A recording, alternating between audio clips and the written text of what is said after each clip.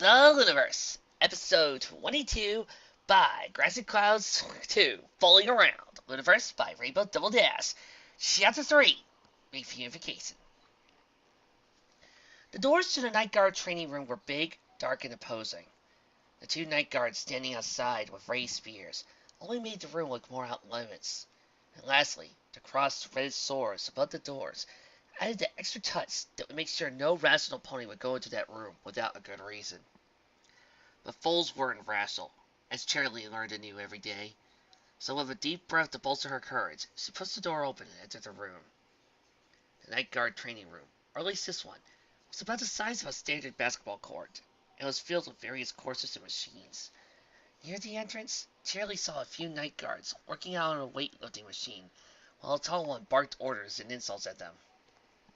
There was a long passage with spikes and wires strewn throughout it, forcing the Pegasus to passing through it to zigzag around, avoiding them all. And in the back of the room, there was a large rock-climbing wall. This was, of course, an large Pegasus foal about a third of the way up the wall. Cherilee was on a harness and had a helmet, yes, but still, she was about a third of the way up a massive climbing wall. A very difficult climbing wall, most of it, and those were boulders perched on top of it. "Scootaloo!" Cherilee cried out. "Scootaloo, get down here!"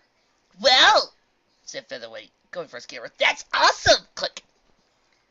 Scootaloo seemed to instantly hear Cherilee. She turned her head so she could look at her teacher.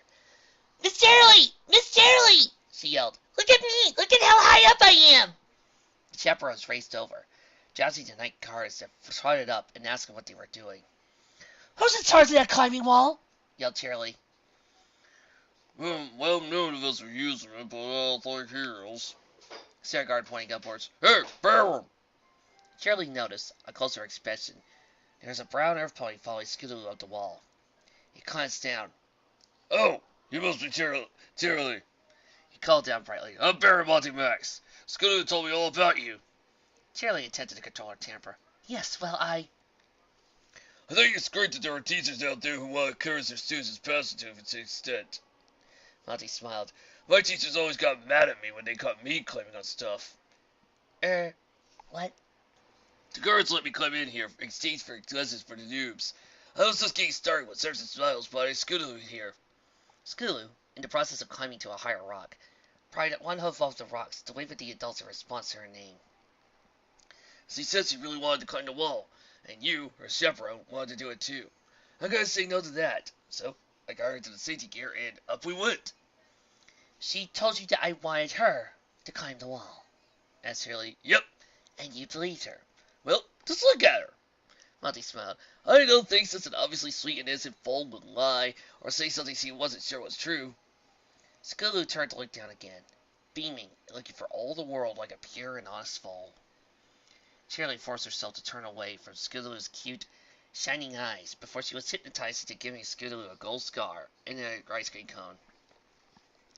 "In any event, the field trip is just about over," she managed.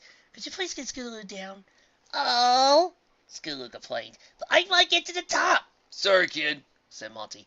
"You should listen to your teacher. Come on, kick off like I showed you." Scootaloo kicked off from the wall, sinking over space and supported by just a rope. Cherilee opened her mouth to scream, but then the belaying pony began to lower Scootaloo. In a moment, Scootaloo was lowered onto the ground, although Monty still got down first, just by scampering down the wall. "That was awesome!" said Scootaloo. "Thanks, Barry Max." Before Max could say anything else, Cherilee marched over to him. "You should be ashamed of yourself!" she snapped. "Letting a child take a part in such a dangerous activity!" "But the boulders weren't even primed, and she had all the safety gear." "Where's she gotten hurt?" demanded Cherilee. "Heavy Roller, do you have anything to say to this noble who sent your daughter up that wall?" Heavy Roller thought for a few moments, looking like he was having trouble what to say. "You're the one who got her outfitted to climb the wall?" "Oh, yeah." Monty looked down. "Sorry if I screwed up. I'm still new and—" Heavy Roller threw his foreleg and embraced Monty. "You convinced her to wear safety gear?" Cherilee stared, as did Monty. "Huh?" "I had to beg her for hours to get her to wear a helmet on her scooter. She still hasn't put seatbelts on her wagon. She wanted to go swimming in Snakebite Bog without even wearing snake propellant. But you got her to wear a helmet and harness before doing something dangerous? That's incredible!" Of course, said Monty, recovering some of his cheer. Safety first. Hey, Scootaloo, you're gonna put seatbelts in that wagon, right? Yes, sir! Said Scootaloo, because if I stay safe, I won't get hurt. Then I can keep doing awesome things. But if I get hurt, I'll have to spend days or weeks in the hospital, and I won't be able to do anything cool. Exactly, said Monty. I might even install emergency brakes on the scooter and... That's amazing! Interrupted Heavy Roller, hugging Monty all the tire. Can't breathe, Interjected Monty. Heavy's hug seemed to be spraining the limits of Monty's ribcage. Heavy Roller finally released Monty. Thank you. If there was any need, any wagon-related favors. All right, said Applejack. I'm a little happy for a reunion. We still got 6 falls AWOL. Been a pleasure, Brerin, but... No, I understand completely. Have a good day. Cheers, Monty. Before turning and climbing up the rock wall as easily as he might across the flat surface. Cherilee sighed as she looked at Heavy Roller and Scootaloo embracing. She hadn't even gotten to yell at Monty Max. Sometimes she wondered how Trixie dealt with the court on a daily basis without going mad. Applejack is right. We need to find the others. Miss Cherilee, asked Scootaloo, coming up her father's back. Can I come some back sometime and climb the whole wall? Scootaloo, what you did was incredibly risky and... But it's my mom's wall. She designed it and I want to prove I'm good enough for it and... She paused. I'm sorry I climbed it when I shouldn't. It's just that I wanted to. She couldn't seem to finish. Cherilee throned. She didn't know that detail. Scootaloo, I know you love your mother very much, but... Scootaloo's eyes began to water. I will ask Trixie and some of my Canterlot friends to talk to the night guards that they know. I'm sure if any of them have stories about Nocturne, they'd be happy to share with you. You could even present those stories at a Family Appreciation Day. Really? When? Scootaloo brightened. When you get out of detention, which, at this rate, will be just before you graduate college. Cherilee thought, but did not say. She was still upset with Scootaloo, but that conversation could wait till later, after Scootaloo had some time to process her discovery. So she just said, soon enough. Now please rejoin your classmates. I thought there were 2 falls here, said Applejack. Where's the second? Oh, Scootaloo said. WTR was making fun of the guard's armor, saying it was ugly. So the guard said she volunteered herself to help her with the drill. She paused. Hey, Miss Cherilee, what does ballast mean? Before Cherilee could answer, she heard a scream. She turned into time to see a Pegasus diving right for the ground with a pink foal tied to her back. Oh, said Scootaloo, so that's what it means. A quick application of a lasso layer. The chaperones and 15 foals left the night guard training room. Now what? Asked Heavy Roller, still letting Scootaloo ride his back. Where are the others? I don't know, said Cherilee.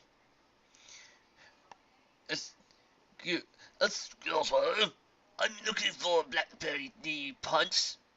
Cherilee turned to see a new pony approaching her. That's me. How can I help you? Oh, a newcomer had a yellow coat and a needle for a cutie mark. He bowed. My name is Tip Top Tater. Princess Luna sent me to find you. Cherilee had a sinking feeling. To tell me that the element of laughter is needed to liven up a room? She tried weakly. Oh no, to tell you that some of your charges seem to have broken into a wardrobe.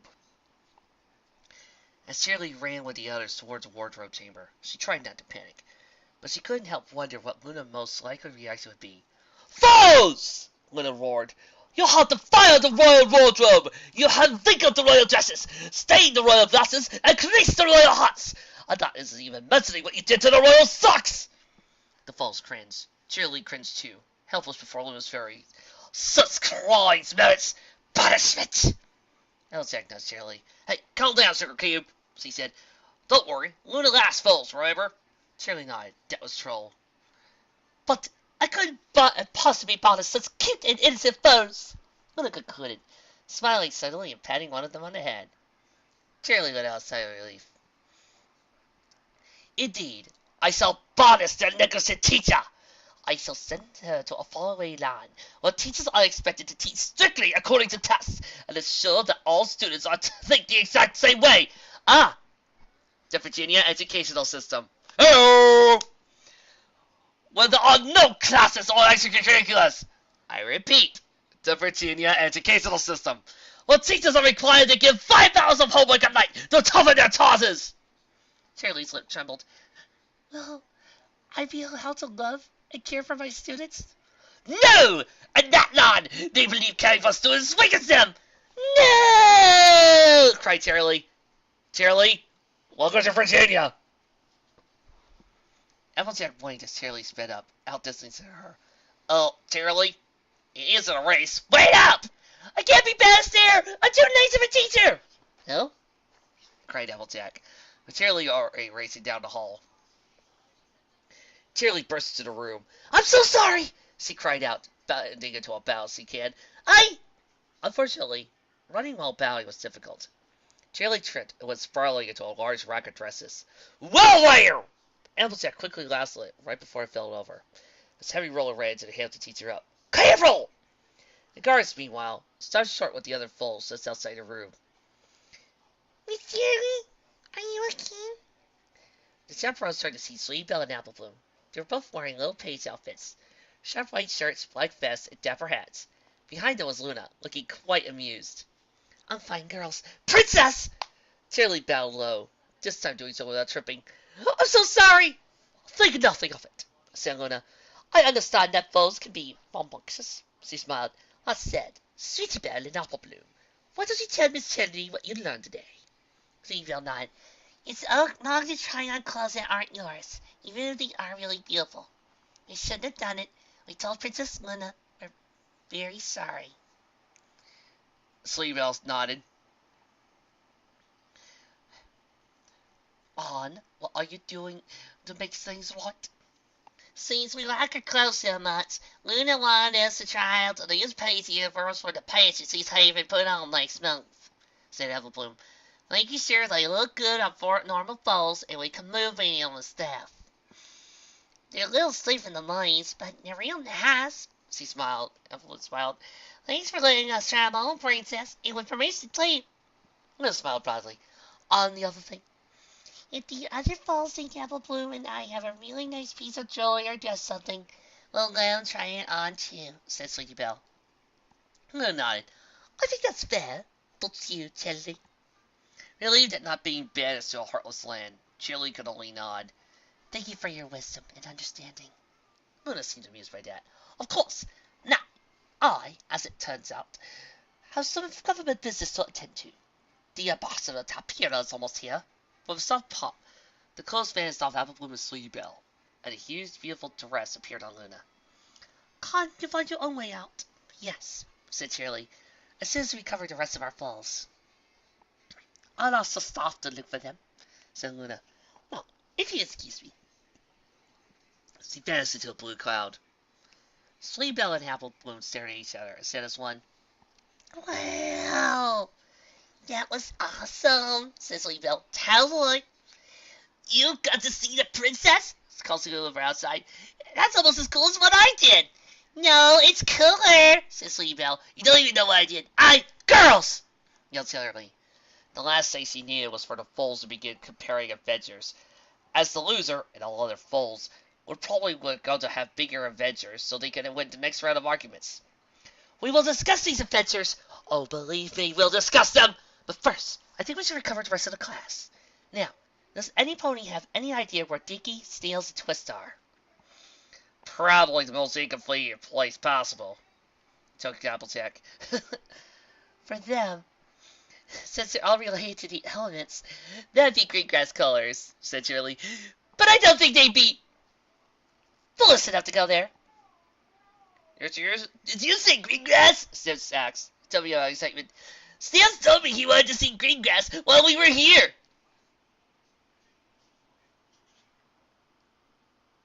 What? Why? Cherilee asked, stupefied. His sister said that Greengrass is a complete monster, and he wanted to see a real monster. Sniffs grinned. He guessed that Greengrass has 3 heads, fangs, claws, and breathes fire. Cool! Yelled Phil the Foals. Can we see the monster, Greengrass? Asked Featherweight in a sweet voice as he could muster. No! Said Cherilee. Okay, look. I will go see if anybody knows Greengrass. Applejack, stay with the Foals. Heavy Roller, make sure they don't wander off. Psych! Said Applejack. Hey! Said Heavy Roller. Cherilee ignored this. It was time to see the Duke. As Cherilee ran, she tried not to panic. She tried not to think of what horrible scheme Duke was being unleashed at that very moment. Duke Greenglass laughed. Now that I have the Ponyville foals in my power, nothing is out of my reach. How will you do that? Cried Dinky from her tiny cage. I will turn you into half of rocks. I will make you ignore your parents, teachers, and sisters. I will get you to feed your homework to dogs and sell your Texas for gun-drop money. I will induce you to get tattoos and dye your mane plaid. Oh, not plaid. This is to be horrible. He twirled his mustache that appeared from nowhere on his face. But why? They twist. What will this accomplish? Because you'll teach your friends what I show you. Soon, every foal in Ponyville will be a jerk. And once that's done, I will perform a political murder so complicated and intricate, your foolish minds could never grasp it. After that, it's only a matter of time before I rule Ponyville. Dinky thought. Is the political maneuver you telling the court that Ponyville is raising foals badly, since the foals are all weenies, you need to step in and fix things? Greengrass paused. Well, it doesn't sound as complicated and intricate when you see it like that. He grabbed a large crystal from a nearby table. Behold! The signification tool! One glance at this, and you'll think that obeying adults is for squares! He moved closer and closer to Dinky. Fortunately, Cherilee reached the Duke's quarters before that thought ran its course. Breathing heavily, she took a moment to gather herself and listen to the door. Oh no! Dinky yelled. That's horrible! That's awful! That's a disaster, added Snails. Cherilee didn't bother knocking. She brought up her hoof, recalled one of the fundamental moves for the iron hoof study she mastered long ago, and slid the hoof into the door. Crashed back on his senses with a bang. Greengrass! Hold it right there! Greengrass turned, and then stared at her. But the turn's almost over, He said, sounding almost like a foal himself. Cherilee blinked, Dinky, Snails, and Twist, all looking recently washed, but with a few flecks of mud and still lingering in their coats and manes, were sitting around a table of Greengrass. A board game was set up on the table. It looked like diplomacy, a game Cherilee recognized for college. Huh? Demanded Cherilee. What's going on?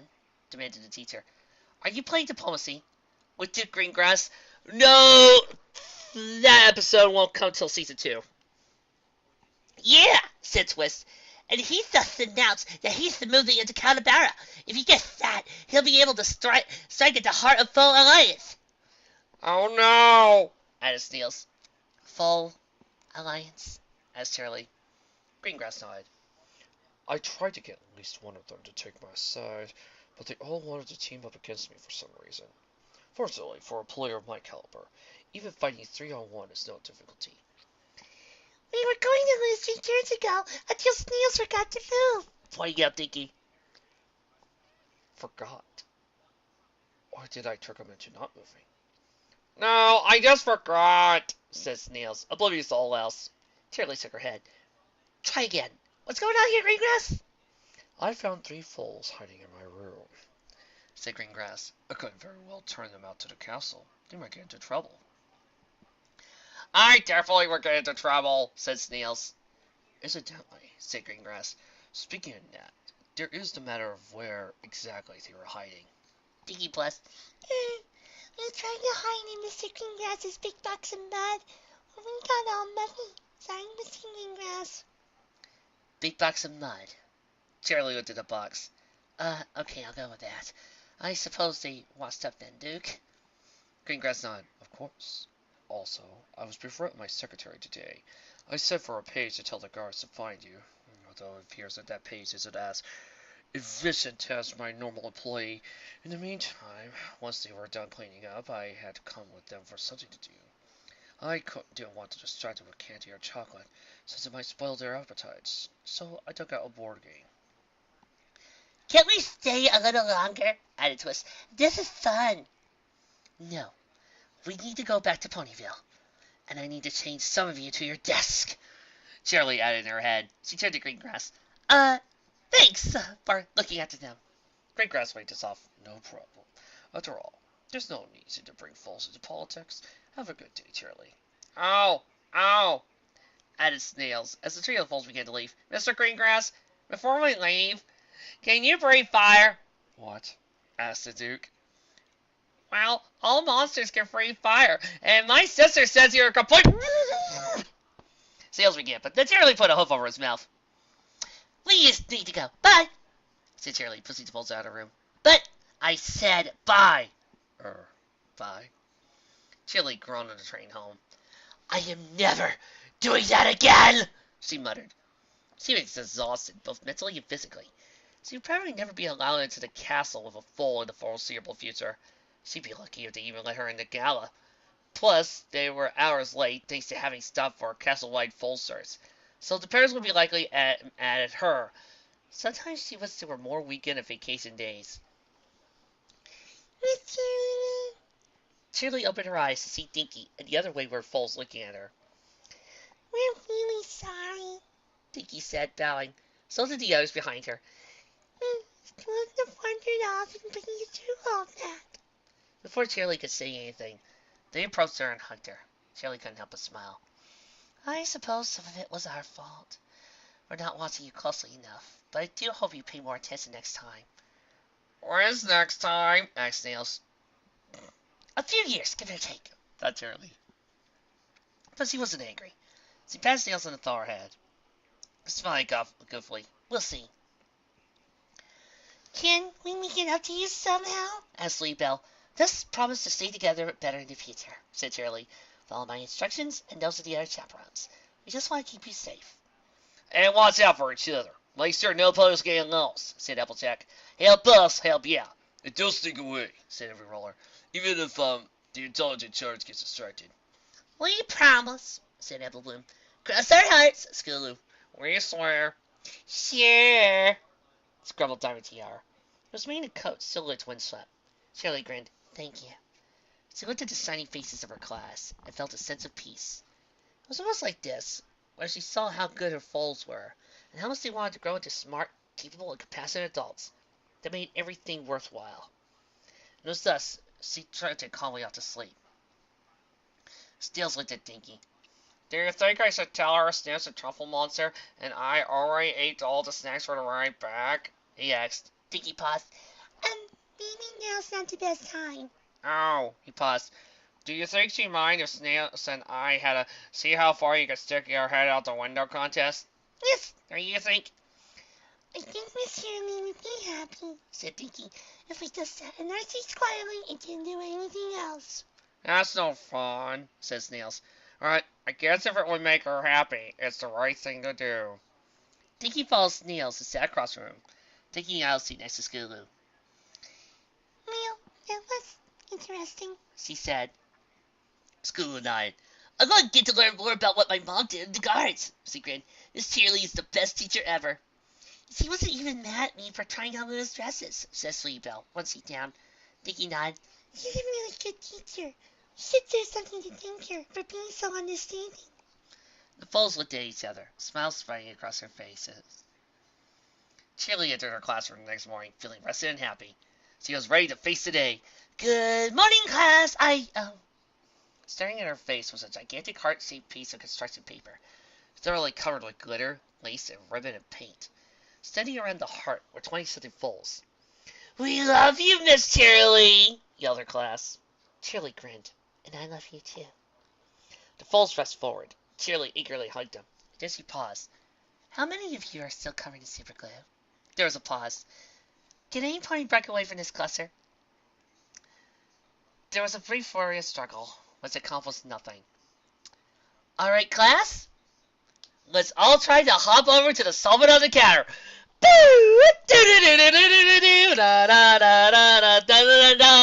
Now it's time for the review. Surprisingly, even though Grass and Clouds said that this was supposed to be a webisode, this did feel like a fun, short episode, which is why I used this for episode 22 in placement of what was supposed to be here. I found it really cute and sweet. But at the same time, somehow, it helps for Cherilee's character. we see more of what she's like as a teacher. We see more of her job as a teacher and how she has to deal with them. And we see more of what the foals are like. I loved them getting into trouble and meeting up with Greengrass and Princess Luna. And Cherilee's thought processes were absolutely hilarious. No wonder she sees the element of laughter in this verse. Makes it freaking fun. I also love Greengrass period as he shows that he does not mind children. For some reason, I was just thinking Clark worried about a bunch of kids, and then they get lost when he's helping them out, and Superman flies into Lex's main room, and there's Lex happily playing with some kids, playing video games. Namely, a justice, God's amongst us, and he's playing himself. However, he keeps getting owned by all the kids who are all playing Batman, Superman, and Flash.